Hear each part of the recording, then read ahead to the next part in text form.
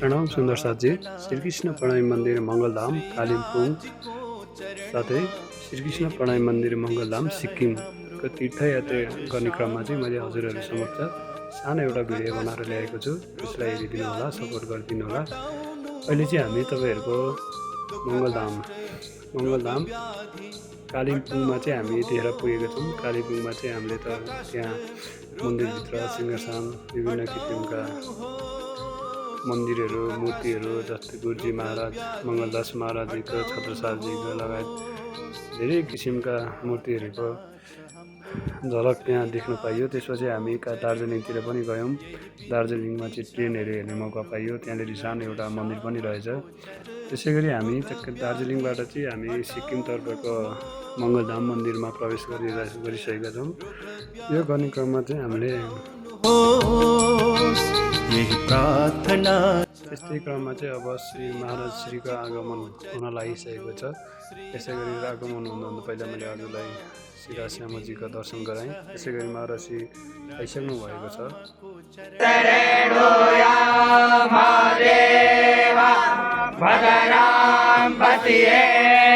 महाराज श्रीको दर्शन हजुरहरू सबैलाई गराइरहेको छु। उहाँ चाहिँ महाराज श्रीको एकछिन यहाँ प्रार्थना पनि भइरहेको छ। राज्य समक्ष उहाँलाई स्वागत एकदम भव्य शब्दका साथ यहाँ गरिएको छ। सम्पूर्ण सन्यासीहरू चाहिँ उहाँको आगमनको लागि कुरेर बसिरहनु भएको थियो। त्यसै गरी अब हामी यहाँको झाँकी कार्यक्रमहरूको तर्फ देखाउन गइरहेको छु।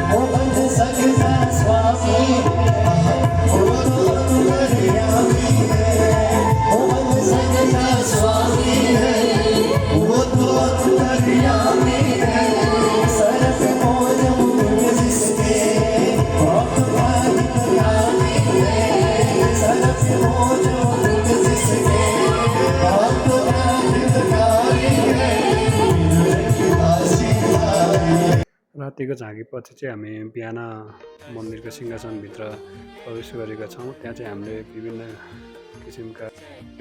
विभिन्न किसिमका देवचन्द्रजी महाराजजीहरूको पालाको त्यहाँ देखिरहेको छ।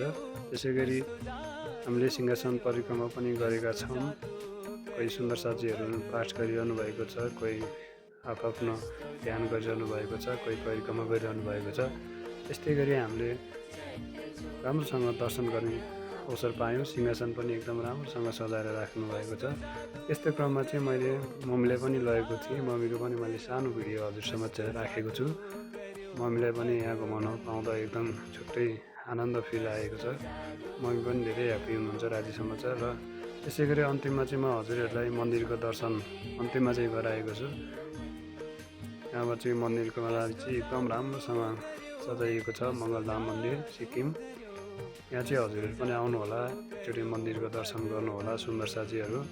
रातिसम्म चाहिँ एउटा मन तन मन धन अर्पण गर्ने एउटा ठाउँ भनेकै मन्दिर रहेछ। र आजलाई यति नै, बाँकी अरू भिडियोमा देखाउनु चाहिँ